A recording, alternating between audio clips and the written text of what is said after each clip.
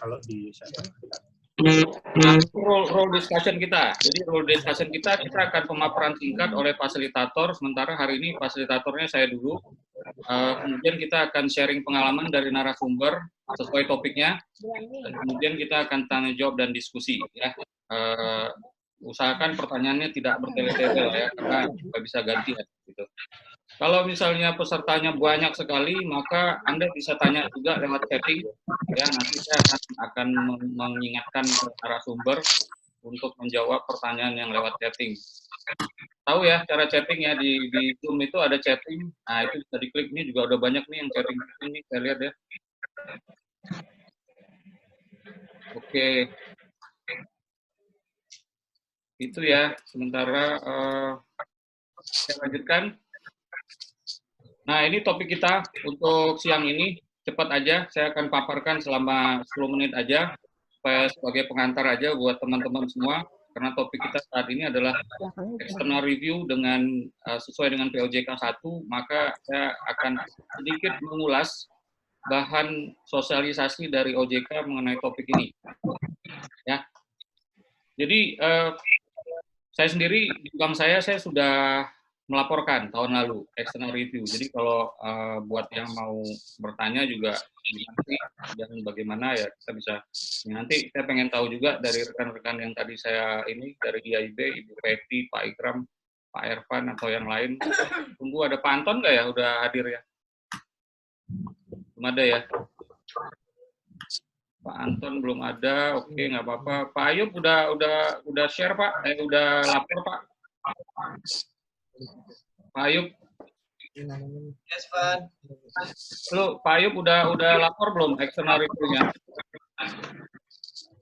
External review 3 tahunan ya, Pak ya? Ya, belum ya? Kita terakhir sih udah tahun lalu sih. Oh, tahun lalu. Ya udah, saya consider sebagai udah ya. Nanti juga bisa ini. Oke. Saya lanjutkan dulu materinya. So, jadi kalau dari POJK ini, pertama kita lihat ada beberapa laporan yang wajib disampaikan. Pertama adalah laporan pengangkatan atau pemberhentian Kepala SKY. Kedua, laporan khusus mengenai temuan audit intern. Ketiga, laporan hasil kaji ulang pihak ekstern. Ini yang akan kita bahas. Dan juga laporan pelaksanaan pokok-pokok hasil audit intern. Kita ketahui laporan kaji ulang pihak ekstern ini disampaikan paling lambat 2 bulan setelah periode pengkajian berakhir. Ya. Oke. Kemudian kalau kita lihat dari sosialisasi OJK, di sini periode kaji ulang itu sekali dalam 3 tahun. Namun permintaan OJK, kegiatan kaji ulang yang kurang dari 3 tahun tetap memperhitungkan periode akhir kaji ulang sampai dengan bulan Juni. So mereka expect periode laporan kita adalah dari Juli ke Juni. Jadi tidak ada yang periode laporannya berbeda-beda dengan POJK. Semua diharapkan Juli ke Juni. Oke. Kemudian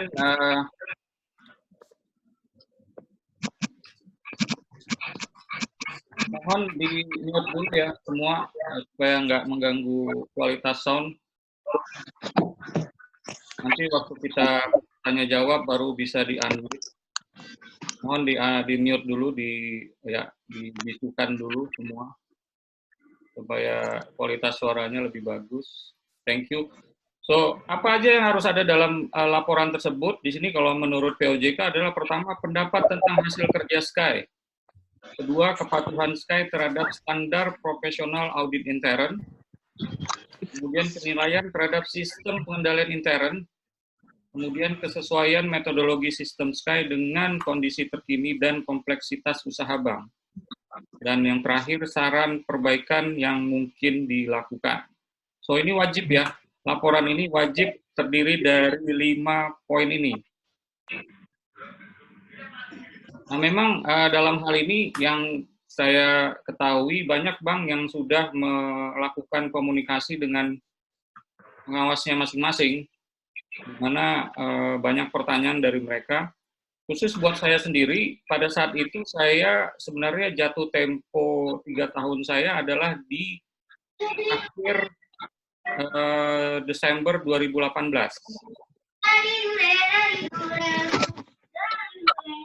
Sorry, mohon di-mute dulu. Yang lain mohon di-mute dulu. Jadi karena saya jatuh tempo 2018, akhir Desember 2018, saya bertanya ke pengawas, bagaimana nih saya tahu bahwa pada saat itu POJK akan keluar, dan ternyata memang keluarnya di Januari 2019 kan. Dan di situ disebutkan bahwa periodenya adalah Juli ke Juni.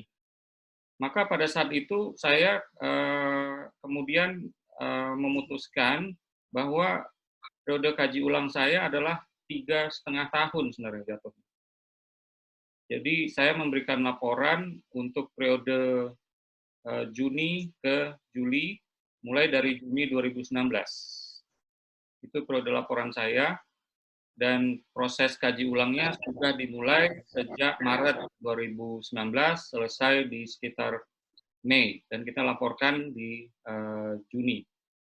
Itu sesuai dengan jadwal paling lambat 2 bulan di Agustus. Nah, mungkin ada beberapa yang pas jatuh temponya kurang dari 3 tahun, itu juga nggak apa-apa sebenarnya.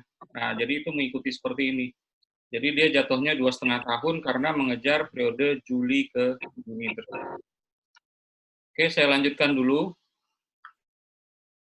Nah, ini juga laporan-laporan yang tadi, dan dalam hal ini penyampaian laporan, ya termasuk dalam hal ini adalah laporan hasil kaji ulang pihak ekstern, itu disampaikan secara luring ya. Luring tahu ya, berarti secara offline ya, disampaikan secara offline, dan terus untuk yang bisa daring, yaitu adalah laporan pelaksanaan pokok-pokok hasil audit intern, itu bisa secara daring.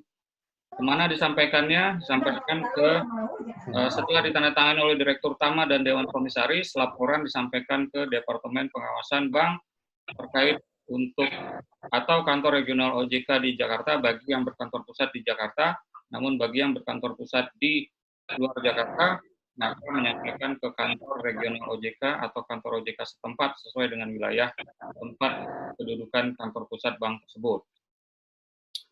Oke, teman-teman, itu pemaparan singkatnya. Tadi saya udah dapat satu, Pak Ayub ya, sudah memberikan laporan. Kemudian Ibu Peti udah lapor belum Bu BCA Bu? Belum Pak, baru mau rencana Mei ini. Mei ya, oke, saya pending dulu ya. Ya. Kalau Pak Ikram dari BRI udah lapor Pak? Halo Pak Ikram. Oke, kalau Pak Ananto gimana Pak Ananto? Makasih ya. Saya belum Pak, belum lapor Pak. Belum ya. Ada teman-teman yang udah lapor. Ini sebenarnya narasumber kita ada Pak Anton nih. Pak Anton udah hadir belum ya? Belum ya. Oke. Kalau Pak Gede udah belum Pak Gede? Belum Pak. Belum ya. Baru mau akan juga. Ya. Baru mau lapor. Oke. Selain saya sama Pak Ayub, kira-kira ada yang sudah lapor?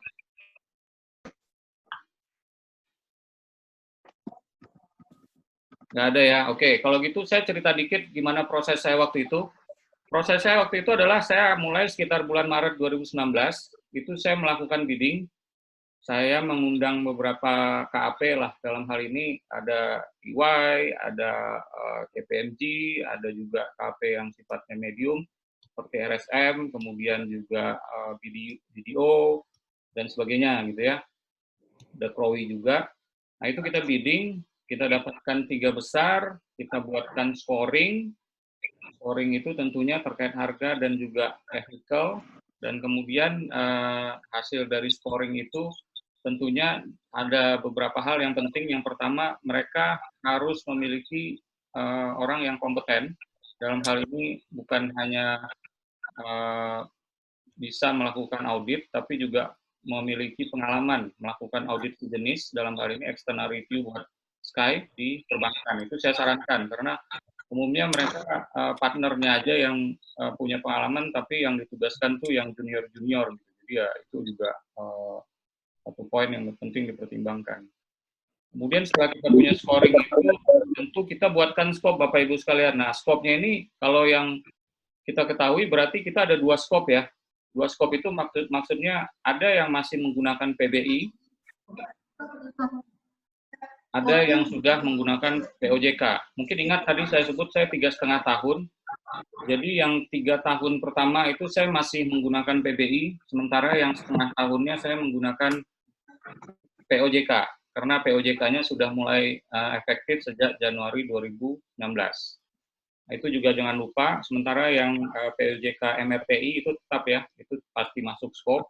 Dan mungkin kalau Anda ada kriteria tambahan untuk selection, itu juga perlu dipertimbangkan.